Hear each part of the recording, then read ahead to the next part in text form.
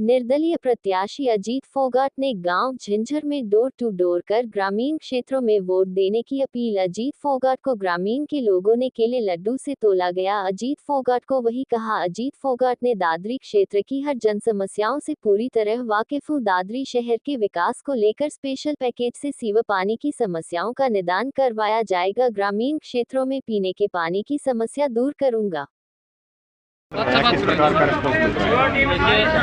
Response की बात नहीं है। मैं अपने बुजुर्गों से, अपने युवा साथियों से मैं आशीर्वाद और समर्थन मांग रहा हूँ, और क्योंकि ये स्वाभिमान की लड़ाई है। दादरी के हल्के के अंदर जिस प्रकार से आपने देखा होगा कि चाहे वो बीजेपी हो चाहे कांग्रेस हो, असली कांग्रेसी तो मैं हूँ, तो नकली कांग्रेसी जो हमने इस पार्टी के लिए त्याग तपस्या की, जिनके लिए हमने पूरा प्लेटफॉर्म तैयार करके दिया, आज उस प्लेटफॉर्म पर वो घूम रहे हैं।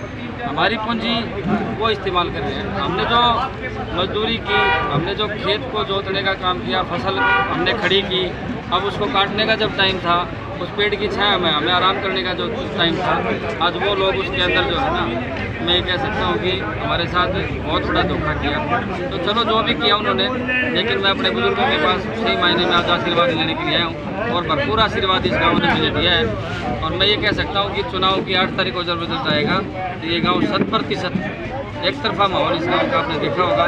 मैं इस गाँव से जीत के निकलूँगा, और इन बुजुर्गों ने, युवा साथियों ने आशीर्वाद दिया है, और ये जीत जो है आम किसान की जीत होगी, क्योंकि किसान के साथ जो अत्याचार 10 साल में बीजेपी ने किया है, ये लड़ाई उसके खिलाफ है, और ये लड़ाई जो है ये किसान का निशान में लेके आया हूँ।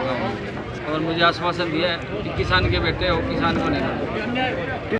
तस्वीर इस इलाके की, ये किसान लाइन में लगते हैं ना, इनको लाइन में नहीं है। यहाँ जो आप देख रहे हो ना, जो डर्रा जो दादरी को जो है ना एक कुआं बना दिया गया है, ये सारे के सारे अगर विधानसभा में इन्होंने अपने बेटे को अगर भेज दिया तो एक एक काम को चेक करके इस प्रशासन को हम जवाब लेंगे कि तुमने 10 साल में क्या किया।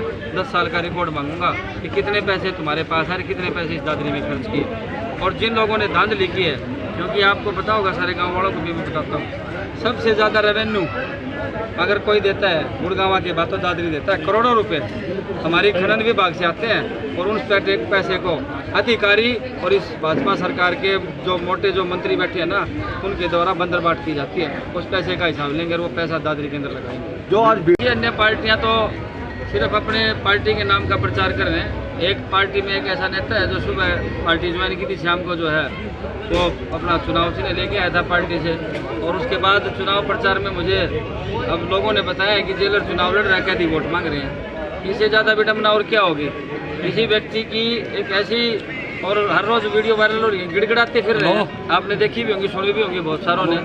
उनके पिताजी द्वारा जिस प्रकार से वोट मांगने का, एक गिड़गिड़ाने का अगर काम किए होते हैं तो इस तरीके से गिड़गिड़ाना थोड़ी पड़ता। जेजेपी बाहर से आए हुए लोग सब गुड़गांव दिल्ली के जेल से कैदियों को छुड़वा के लेके आए यार। वो और जो तंत्र जो चल रहा है, वही तो मैंने कहा आपके बीच में, नोट तंत्र और भ्रष्ट तंत्र से राजनीति करना चाहते हैं। किसान की राजनीति, मजदूर की राजनीति, छोटे व्यापारी की राजनीति को खत्म करना चाहते हैं। इन लोगों को कुचलने का काम चल रहा है। जो हमारे समाज को जो डरना था, जो युवा आगे आना चाहते थे, उन सब को खत्म करने का काम चल रहा है।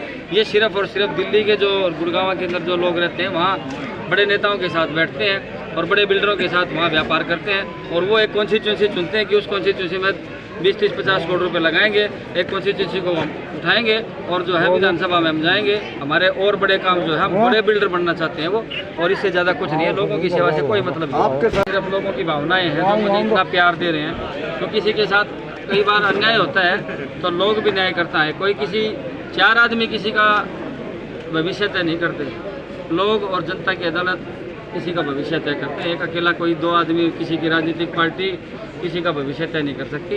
ये आप देखिए, इनकी भावना है, भविष्य ये तय करते हैं। आपने देखा होगा ना, पीछे कुछ दिन पहले विनेश फोगाट के साथ हमारे ओलंपिक्स में क्या हुआ था, लेकिन गोल्ड मेडल जो है लोगों ने दिया। विधायक मैं लोगों के बीच में आया हूँ, इंसाफ मांगने आया हूँ, और इंसाफ मुझे ये बिल्कुल विश्वास है कि लोग मेरे साथ वो इंसाफ करेंगे, मुझे वो न्याय दिलाएंगे। जो अन्याय हुआ उसका फैसला ये लोग करेंगे। पहले तो बहुत सारे काम है, एक काम की गलती नहीं है। यहाँ गर्ल्स कॉलेज नहीं है, यहाँ गवर्नमेंट कॉलेज नहीं है, यहाँ अस्पताल रेफर हॉस्पिटल के नाम से जाना जाता है। सबसे पहले यहाँ जो है डॉक्टरों को हम बिठाएंगे, ताकि और हॉस्पिटल के अंदर ना वेंटिलेटर है, ना यहाँ CT स्कैन है, ना MRI है, ना यहाँ अच्छे डॉक्टर बैठते हैं। क्या दादरी के अंदर एक बड़ा बाईपास की जरूरत है। हमारे हर रोज़ हमारे लोग जो है ट्रकों के नीचे अपनी अपनी जान दे रहे हैं, क्योंकि कोई सुविधा नहीं है, संसाधन इतने बढ़ गए, इंफ्रास्ट्रक्चर बढ़ा नहीं, ऐसी बहुत सारी तमाम चीज़ें हैं। सबसे बड़ी समस्या तो हमारे युवा बेरोजगारों की है। सरकार से एक श्वेत पत्र जारी कराएंगे, जिस परिवार में नौकरी नहीं है उस परिवार को नौकरी मिलेगी, और जो बच्चा अपनी क्षमता के आधार पर अगर अव्वल दर्जे पे, तो उस बच्चे को नौकरी मिले, चाहे प्राइवेट मिले चाहे सरकारी मिले, लेकिन उस बच्चे को नौकरी मिले उसकी क्षमता के आधार पर। ये सबसे पहला काम है।